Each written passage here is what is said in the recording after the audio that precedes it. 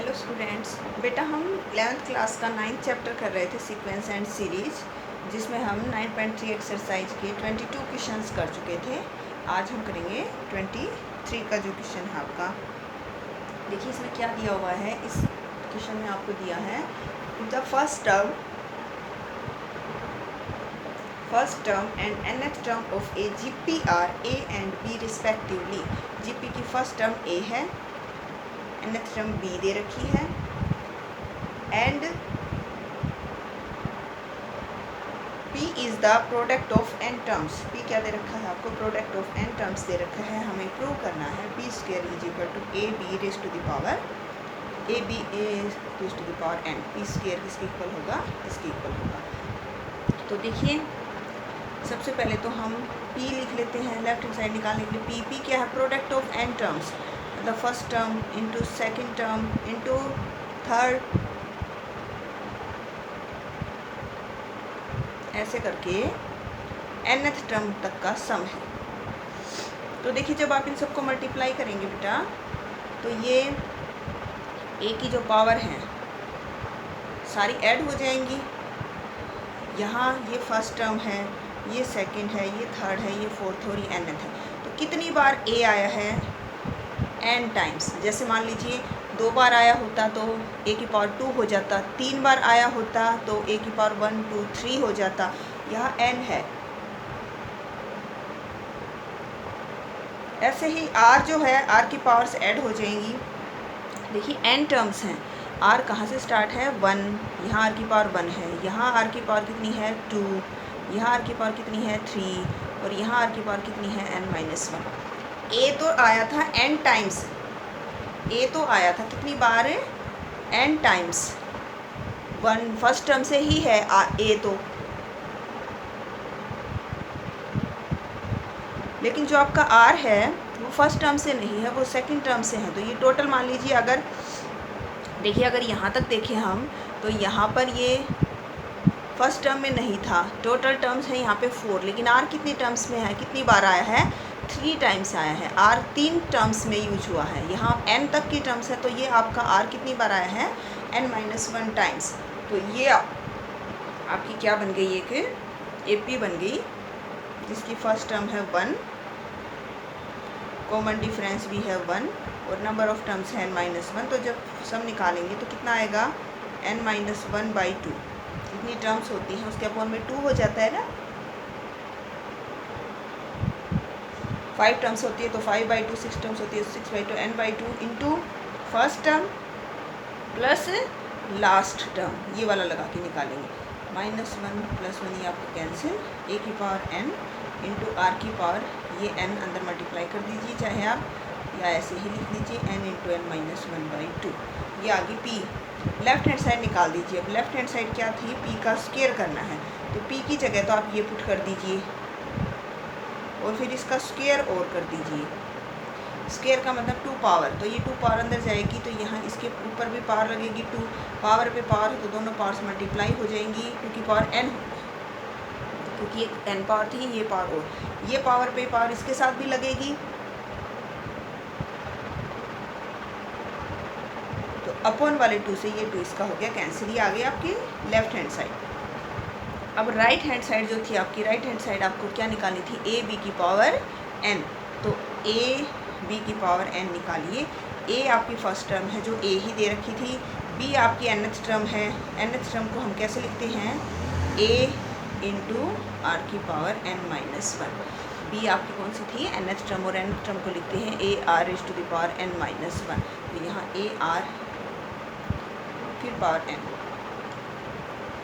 अब देखिए a into a है, तो ये तो हो गया a का स्क्वायर, और r की पावर हो गई n-1। अभी जो n पावर है ये अंदर लीजिए, दोनों इसके ऊपर भी पावर लग जाएगी n, और इसके ऊपर भी n पावर की पावर होगी, तो पावर्स मल्टीप्लाई हो जाएगा। a की पावर 2n, और यहाँ पर भी पावर के ऊपर पावर होगी, तो ये पावर्स मल्टीप्लाई हो जाएंगी। आपकी left hand side equal to क्या आ जाएगा? Right hand side. देखिए बेटा नेक्स्ट क्वेश्चन जो है 24th क्वेश्चन, उसमें क्या दिया हुआ है? इसमें जीपी की बात कर रहा है, तो सबसे पहले तो हमने मान लिया a फर्स्ट टर्म,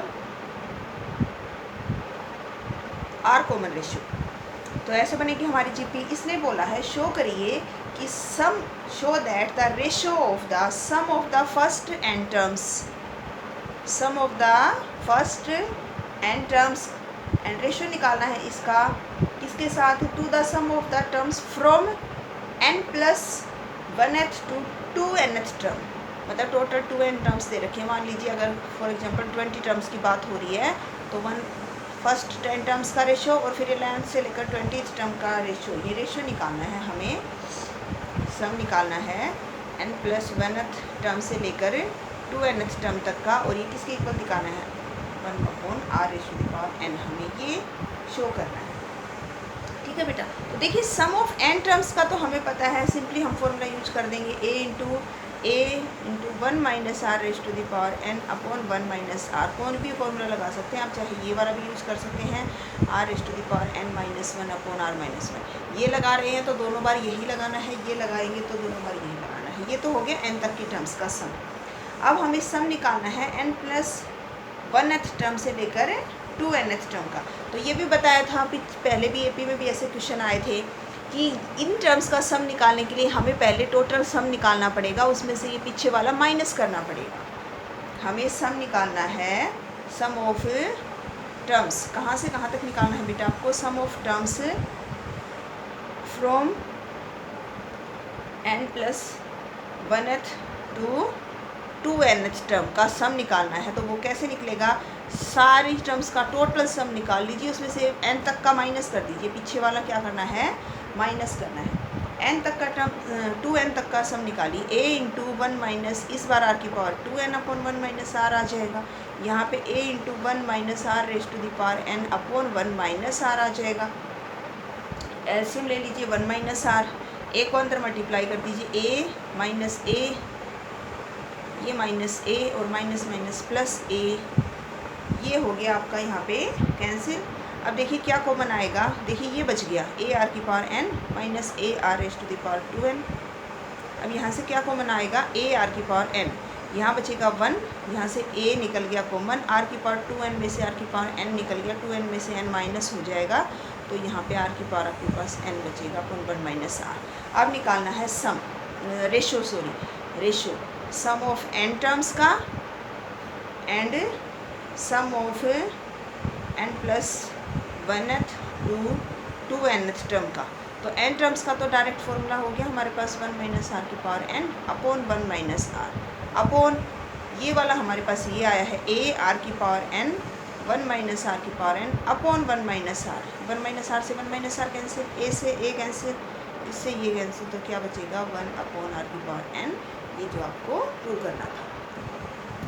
नेक्स्ट जो 25th क्वेश्चन है उसमें देखिए बेटा क्या दिया हुआ है, उसने बोला है ABCD आर इन GP, ये 4 टर्म्स हैं, ये GP में है, तो हमें ये शो करना है। तो देखिए ये GP में है, इसका मतलब ये GP की फर्स्ट टर्म, ये GP की सेकंड टर्म, और सेकंड टर्म को हम क्या लिखते हैं AR, ये C जो है ये GP की थर्ड टर्म AR², और ये GP की हो गई फोर्थ टर्म। अब प्रूव करना है, इसमें हम लेफ्ट हैंड साइड ले लेते हैं a² plus b² plus c², b² plus c² plus d²। a का स्क्वायर ये तो फर्स्ट टर्म है, इसका स्क्वायर करना है तो दोनों का स्क्वायर हो जाएगा, इसका भी स्क्वायर करना है तो देखिए a का स्क्वायर हो जाएगा, और स्क्वायर का स्क्वायर करेंगे तो r⁴ हो जाएगी। अब b का स्क्वायर करना है, फिर c का कर दीजिए, a का भी हो गया r⁴, फिर d का कर दीजिए, a का स्क्वायर हो जाएगा और r⁴ 3 2 6 हो जाएगी। अब क्या कर दीजिए आप इसको, इसमें से देखिए a² कॉमन निकलेगा, यहाँ से a² कॉमन निकालिए, यहाँ 1 बचेगा, यहाँ r² बचेगा, यहाँ r⁴ बचेगी। इसमें से क्या कॉमन निकलेगा, इसमें से कॉमन निकलेगा a² और साथ में r² भी कॉमन निकाल लो, a² r² निकल गया, 1 बच गया, a² तो निकल गया, r² में से r⁴ निकल गई तो 2 पावर बच गई, यहाँ a² और r⁴ निकल गई तो r⁴ बचेगी आपके पास। देखिए ये a² और a² a की पावर हो गई 4, और साथ में है हमारे पास r², और ये देखिए 1 plus r² plus r⁴, 1 plus r² plus r⁴, तो ये 1 प्लस r² प्लस r⁴ का स्क्वायर हो जाएगा, ये आ गई लेफ्ट हैंड साइड। सिमिलरली आप राइट हैंड साइड निकाल दीजिए, राइट हैंड साइड है AB plus BC plus CD का स्क्वायर, तो A इंटू B की जगह B की वैल्यू पुट कर दीजिए, सेकेंड टर्म थी B, फिर b की वैल्यू पुट कर दीजिए, यहाँ c की वैल्यू पुट कर दीजिए, यहाँ c की वैल्यू पुट कर दीजिए और यहाँ d की वैल्यू पुट कर दीजिए और फिर इसका स्क्वायर। तो देखिए ये क्या बन गया, ये बन गया a स्क्वायर r प्लस ये बन गया a स्क्वायर r की पावर 3 और यहाँ बन गया a स्क्वायर और r की पावर 2 और 3 5। अब देखिए यहाँ पे कॉमन निकलेगा क्या, एक तो a स्क्वायर और एक r कॉमन निकलेगा, ए स्क्वायर निकल गया, r निकल गया, 1 बचेगा, ए स्क्वायर निकल गया, एक r निकल गया, 3 थे तो 2 बच गए, यहाँ से ए स्क्वायर निकल गया, एक r निकल गया तो ये 4। पूरी ब्रैकेट से बाहर नहीं निकाला है, अभी यहाँ से निकाल दिया। ये स्क्वायर जो पावर है ना बेटा, स्क्वायर पावर के अंदर ही ये स्क्वायर था बाहर, तो ये इसके ब्रैकेट के अंदर ही है। अब इसको जब बाहर निकालेंगे तो ये अपने साथ अपनी पावर भी लेके जाएगा, और पावर लेके जाएगा तो 2 था और फिर 2 2 जा 4 हो गई, ए की पावर r की पावर हो गई 2 और 1 plus r square plus r की पावर 4, इसका भी हो गया स्क्वायर। आपकी left hand side equal to क्या हो जाएगा, राइट हैंड साइड। देखिए अगले क्वेश्चन से पहले बेटा, ये पीछे हमने अर्थमेटिक मीन बताया था कि a 2 नंबर दे रखे हुए हैं और b उनके बीच में कोई नंबर है, ये इसका अर्थमेटिक मीन होगा अगर ये इसके बीच में इंसर्ट करने के बाद हमारा AP में ही रहे ये सीक्वेंस। तो AP में रहने के लिए a2 माइनस a1 इसका डिफरेंस इक्वल होता है इसके डिफरेंस के, माइनस a इधर आके प्लस a हो जाएगा, माइनस a इधर आके ये हो गया आपका प्लस का, तो a plus a is equal to a plus b। तो यहाँ से ये आपका अर्थमेटिक मीन होता था। सिमिलरली ज्योमेट्रिक मीन होता है बेटा कि अगर 2 नंबर दे रखे हों, दोनों नंबर के बीच में एक नंबर हम इंसर्ट करते हैं तो वो जो सीक्वेंस होती है वो अगर जीपी में रहे, ज्योमेट्रिक प्रोग्रेशन बनाती हो, तो ये इसका ज्योमेट्रिक मीन होगा। और ज्योमेट्रिक जीपी की कंडीशन होती है सेकंड टर्म को डिवाइड किया फर्स्ट टर्म से, इसका रेशियो इक्वल आए, थर्ड टर्म को डिवाइड किया सेकंड टर्म से, फिर क्रॉस मल्टीप्लाई किया तो जी इंटू जी आपका जी स्क्वायर हो गया is equal to A B, तो G is equal to root A B. Geometric mean ये होता है 2 नंबर्स के बीच का रूट ए बी। तो जो नेक्स्ट क्वेश्चन है आपका 26, उसमें 3 और 81 के बीच में हमें इंसर्ट 2 नंबर्स, 2 नंबर डालने हैं। हमने इनको G1 और G2 से हम इनको रिप्रेजेंट करेंगे कि हम 2 नंबर डाल रहे हैं G1 और G2 के बीच में। अब ये है, इसने बोला है ये GP है, तो ये GP है तो बेटा ऑब्वियस सी बात है ये GP की फर्स्ट टर्म है, और ये कौन सी टर्म हो गई, 2 नंबर डाल रहे हो तो ये फोर्थ होगी ना, 2 ये फिर एक ये हो गया फर्स्ट वाला 3 और एक ये 4। जितने भी नंबर बीच में डालने होते हैं ना ये उससे एक एक्स्ट्रा 2 ऐड करके आती है ये लास्ट वाली टर्म। 2 नंबर डाल रहे हो तो 2 प्लस 2 और कर दो, अगर 3 नंबर डाल रहे होते तो 3 प्लस 2 कर देते, ये 5th टर्म हो जाती। तो ये आपकी 4th टर्म है 81। और 4th टर्म को कैसे लिखते हैं, AR3। ए की जगह ए की वैल्यू पता है आपको, पुट कर दीजिए तो r का क्यूब आ गया। 81 को डिवाइड करोगे 3 से तो यहाँ से r की वैल्यू कितनी आ जाएगी 3, क्योंकि 27 3 का क्यूब होता है। तो r की वैल्यू आ गई, इसकी वैल्यू आ गई। अब ये जो 2 नंबर थे ये निकाल दीजिए। G1 कैसे निकालेंगे, G1 है ये निकलेगा a इंटू आर करके, क्योंकि ये सेकेंड टर्म बन रही है आपकी GP की, और G2 निकलेगा AR स्क्वायर करके, क्योंकि ये आपकी थर्ड टर्म बन रही है GP की, फर्स्ट सेकंड थर्ड। तो a इंटू आर कर दीजिए, a आपका 3 आया है, r आपका 3 है तो ये आ गया। और AR स्क्वायर करेंगे तो A3, r का स्क्वायर करेंगे 3 का स्क्वायर करेंगे तो 9, तो ये आ जाएगी आपकी 2 नंबर आ जाएंगे इंटू 3 एंड 81 के बीच में।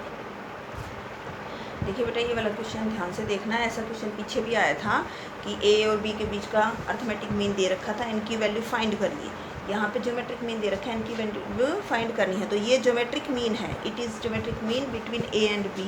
तो a और b के बीच का ज्योमेट्रिक मीन कैसे निकलता है, रूट AB करके।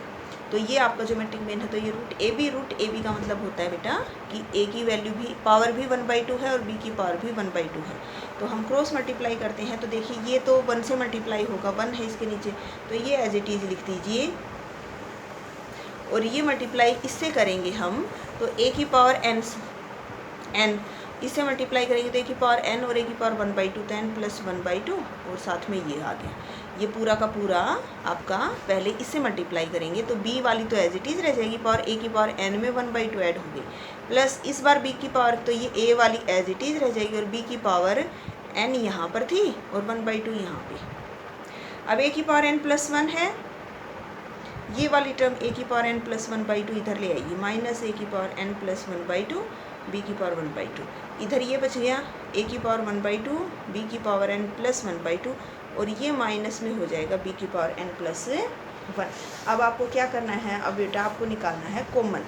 क्या करना है आपको, कॉमन निकालना है। क्या कॉमन निकलेगा, देखिए n प्लस 1 है और ये n प्लस 1/2 है, यहाँ n में हाफ ऐड है, यहाँ 1 ऐड है, तो a की पावर n प्लस 1/2 कॉमन निकल जाएगा दोनों में से।